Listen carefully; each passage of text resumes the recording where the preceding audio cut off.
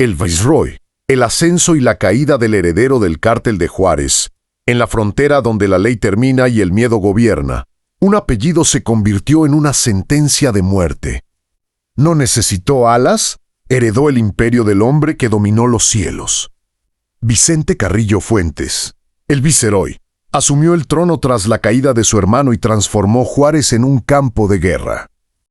Poder, traiciones, cadáveres anónimos y millones en polvo blanco. Esto no es una leyenda. Es la historia real del heredero que intentó mantener con vida a un cártel condenado. Y pagó el precio cuando el silencio se terminó. Hola, antes de comenzar queremos saber, Jaugu, desde donde nos estás viendo, comenta tu ciudad o país. Nos ayuda a entender quién está al otro lado del miedo y el silencio. Ahora sí, en la frontera donde la ley se diluye y el miedo gobierna. Un apellido se convirtió en sentencia de muerte. En la frontera donde la ley se diluye y el miedo se vuelve rutina, el poder nunca desaparece, cambia de manos. En Ciudad Juárez, durante décadas, un apellido bastó para abrir puertas, cerrar bocas y dictar sentencias invisibles. Carrillo Fuentes. Antes de Vicente, el nombre ya imponía respeto y terror. Amado Carrillo Fuentes, conocido como el Señor de los Cielos, había construido un imperio que parecía intocable. Una red logística sin precedentes que utilizó aviones para mover toneladas de cocaína desde Sudamérica hacia México y, de ahí, a Estados Unidos. Su poder no era solo criminal, era político, económico y social. En Juárez, muchos sabían quién mandaba, aunque nadie lo dijera en voz alta. Cuando Amado murió en 1997, oficialmente por complicaciones durante una cirugía plástica, el mito se resquebrajó. La noticia corrió rápido. Si el hombre que dominó los cielos había caído, nada estaba garantizado. Los enemigos se movieron, los aliados dudaron y las rutas más valiosas quedaron en disputa. Para el cártel de Juárez, ese momento pudo haber significado el fin. Pero en el silencio que siguió al funeral, alguien comenzó a ocupar el espacio vacío. Vicente Carrillo Fuentes, hermano menor, observador paciente y hombre de perfil bajo, asumió el control sin proclamarse rey. Por eso lo llamaron el Froy, gobernaba en nombre del legado. Desde las sombras, sin buscar el brillo que había consumido a su hermano, Vicente heredó un imperio. Pero también heredó un problema. El mundo del narcotráfico había cambiado. Las viejas reglas, basadas en acuerdos discretos y sobornos silenciosos, empezaban a romperse. Nuevos grupos surgían con una violencia más abierta, más visible, más dispuesta a convertir las calles en campos de batalla. El cártel de Sinaloa, encabezado por Joaquín El Chapo Guzmán, se expandía con rapidez y ambición. Lo que comenzó como una relación de conveniencia se transformó en una rivalidad brutal por el control de las rutas fronterizas más lucrativas del país. Ciudad Juárez se convirtió en el centro de esa disputa. Su ubicación estratégica, frente a El Paso, la hacía invaluable. Controlar Juárez significaba controlar una de las principales puertas de entrada al mercado estadounidense. Bajo el mando de Vicente, el cártel de Juárez decidió resistir. Para ello, fortaleció su estructura armada conocida como La Línea, integrada por sicarios, policías corruptos y exmilitares. No era solo una fuerza de choque, era un sistema diseñado para infiltrar instituciones, intimidar comunidades y eliminar rivales. La violencia se volvió cotidiana. Las ejecuciones dejaron de ser secretas y se transformaron en mensajes públicos. Cuerpos abandonados en avenidas, fosas clandestinas en el desierto, asesinatos múltiples en bares y viviendas. Cada muerte era una advertencia.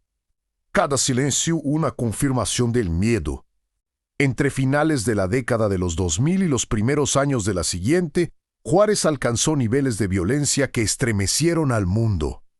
Miles de homicidios en pocos años, familias enteras desplazadas, una ciudad paralizada por el terror mientras tanto. Vicente Carrillo Fuentes permanecía oculto. No concedía entrevistas ni se mostraba en público.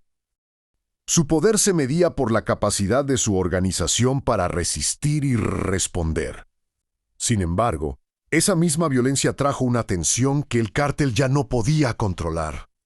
El gobierno mexicano, bajo la estrategia conocida como la guerra contra el narcotráfico, desplegó fuerzas federales y militares en la región. Las calles se llenaron de uniformes, retenes y operativos. Pero en Juárez la desconfianza era total. Para muchos ciudadanos, la diferencia entre autoridad y crimen era apenas perceptible. A pesar de los operativos, el Viceroy parecía inalcanzable. Años pasaron sin que su nombre apareciera en una captura, pero el poder prolongado desgasta. Las alianzas se rompen, los subordinados se cansan, las traiciones surgen desde dentro. Comunicaciones interceptadas, informantes protegidos y errores humanos comenzaron a debilitar la estructura del cártel. Las rutas se perdieron. Los ingresos disminuyeron y la presión aumentó desde todos los frentes. El cártel de Juárez ya no era el gigante que había sido en tiempos de Amado, fragmentado y asediado. Luchaba por sobrevivir en un entorno donde la violencia ya no garantizaba control, sino exposición. Vicente Carrillo Fuentes, el hombre que había gobernado sin rostro, se convirtió en un objetivo prioritario. El cerco se cerró lentamente, sin prisas, como suelen hacerlo las investigaciones que esperan el momento exacto. En 2014 la caída llegó sin espectáculo. Vicente fue capturado en Torreón, Coahuila, lejos de Juárez y lejos del ruido de la guerra que había marcado su reinado. No hubo enfrentamiento ni persecución cinematográfica. El hombre que había dirigido uno de los cárteles más poderosos de México fue detenido en silencio, fiel a la forma en que había ejercido el poder. Con su captura, terminó una era. El impacto fue inmediato. El cártel de Juárez quedó prácticamente desmantelado, absorbido en partes por otros grupos y reducido a células dispersas. La violencia en Ciudad Juárez comenzó a disminuir gradualmente, aunque las heridas permanecieron abiertas. Miles de muertos no regresaron, y el miedo dejó cicatrices profundas en la memoria colectiva. Vicente Carrillo Fuentes enfrentó la justicia lejos del imperio que heredó y perdió. Su historia no terminó con una bala ni con una fuga, sino con el desgaste inevitable de un sistema basado en la violencia y el silencio. El heredero cayó no por ambición desmedida, sino por intentar sostener un poder que ya no podía sostenerse. La historia del Viceroy es real y es oscura. No es una glorificación, sino un retrato de cómo el poder criminal se hereda, se defiende y, finalmente, se derrumba. Es la historia de una ciudad atrapada entre dos fuegos, de un apellido convertido en condena y de un hombre que gobernó desde las sombras hasta que las sombras dejaron de protegerlo. En el mundo del narcotráfico, ningún legado es eterno y ningún silencio dura para siempre. Y así concluye la historia de Vicente Carrillo Fuentes, el Viceroy. Un hombre que heredó un imperio construido sobre el miedo y la sangre, y que intentó mantenerlo a toda costa. Su caída no fue rápida ni gloriosa, sino inevitable. El peso de la violencia y las traiciones internas terminó por atraparlo. Ciudad Juárez sigue marcada por su legado. Las calles recuerdan a quienes desaparecieron. Los silencios hablan de los que callaron y el miedo aún persiste en la memoria de la frontera. Pero la historia del Viceroy nos recuerda algo más. En el mundo del narcotráfico, ningún poder es eterno, ningún imperio dura para siempre, y cada silencio, tarde o temprano, termina siendo revelado.